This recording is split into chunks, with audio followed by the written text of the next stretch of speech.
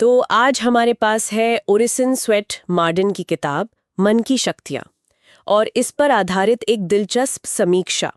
इसका जो मुख्य दावा है वो ये कि हमारी असली ताकत हमारे विचारों में ही है। सवाल ये उठता है कि क्या सच में हमारा मन ही हमारी दुनिया बनाता है? इस पर थोड़ी गहरी पड़ताल करते हैं। हाँ बिल्कुल, और यही तो इस समीक्षा का सेंट्रल पॉइंट है। लेखक ओरिसन स्वेट मॉडर्न का मानना था, और समीक्षा भी यही कहती है कि हम जो गहराई से सोचते हैं ना, असल में हम वही बन जाते हैं। सुनने में शायद ही कोई बहुत नई बात ना लगे, लेकिन समीक्षा बताती है कि मॉडर्न के लिए ये सिर्फ एक विचार नहीं था, वो इसे जीवन का एक अटूट नियम मानते थे। हाँ, जैसे उनका वो कहना है कि आपका सबसे बड़ा शत्रु या मित्र आपका खुद का मन है। और समीक्षा इसी बात को आगे ले जाती है कि ये जो नकारात्मक सोच है, नेगेटिव थिंकिंग, असल में वही हमारी तरक्की में सबसे बड़ी रुकावट है। बिल्कुल। जैसे डर, शक या फिर टाल-मटोल करना। समीक्षा में बता रहा है कि मॉडर्न इन्हें एक तरह की मानसिक बीमारी की तरह देखते थे। सही कहा। और यहीं पे फिर वो आत्मविश्वास, सेल्फ कॉन्फिडेंस की बात आती है। समीक्षा के मुताबिक मॉडर्न का यही कहना था कि भाई अगर आप खुद पर ही यकीन नहीं करेंगे तो फिर दुनिया ऊपर कैसे यकीन करेगी।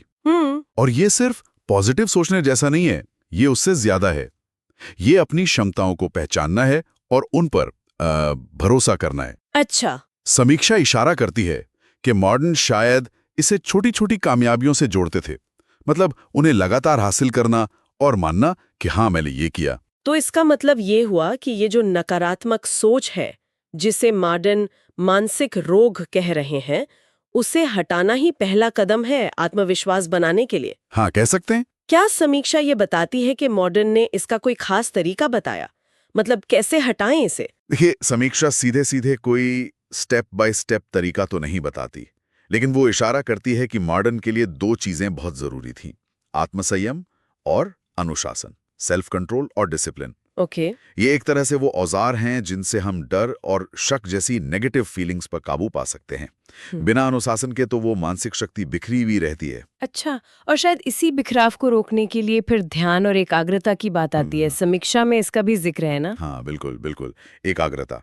समीक्षा के अनुसार मॉडर्न के लिए एकाग्रता का मतलब सिर्फ चुपचाप बैठना नहीं था, बल्कि अपनी सारी मेंटल एनर्जी को एक लक्ष्य पर फोकस करना था।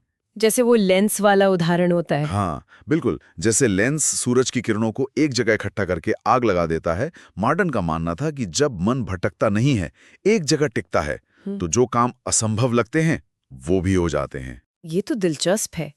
तो मतलब आत्मविश्वास, फिर नकारात्मकता पर काबू पाना, फिर एकाग्रता और अनुशासन, ये सब मिलकर ही वो मन की शक्ति जगाते हैं जिसकी बात हो रही है। एकदम सही।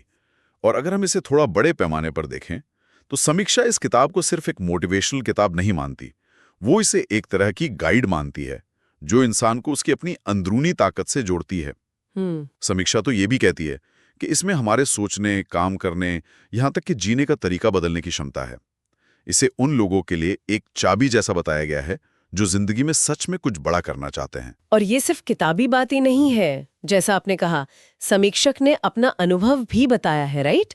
कि कैसे इसे पढ़ने के बाद उनकी सोच बदली, उनका कॉन्फिडेंस बढ़ा और उन्हें लगा कि हाँ, असली ताकत तो अंदर ही है। हाँ, और मेरे ख्याल से यही अनुभव इस समीक्षा को खास बनाता है। ये दिखाता है कि मॉडर्न के जो विचार हैं वो सिर्फ थियोरी नहीं है, उन्हें अमल में लाया जा सकता है और उनका असर दिखता है। ये किसी के लिए भी अपने अंदर देखने और बदलाव लाने की एक शुरुआत हो सकती है। तो कुल मिला के ये समीक्षा हमें ये बता रही है कि मन की शक्तियां सिर्फ विचारों के बारे में नहीं है, बल्कि उन विचारों को कंट्रोल करना, उन्हें फोकस करना और उससे अपनी असल क्षमता को अनलॉक करना, ये है मुद्दा। बिल्कुल। और इससे एक बहुत जरूरी सवाल मन में आता है। अगर हमारे विचार ही हमारी हकीकत बनाते हैं, जैसा कि मॉडर्न का मानना था और समीक्षा में भी कहा गया है, तो फिर हमारी रोज की सोच में वो कौन सा एक छोटा सा मामूली सा बदलाव हो सकता है जो शायद किसी के जीवन की पूरी दिशा ही बदल दे? ये वाकई सोचने वाली बात है। और आखिर में, जैसा कि समीक्षा हमें याद दिलाती है, आपका मन आपकी सबसे बड़ी ताकत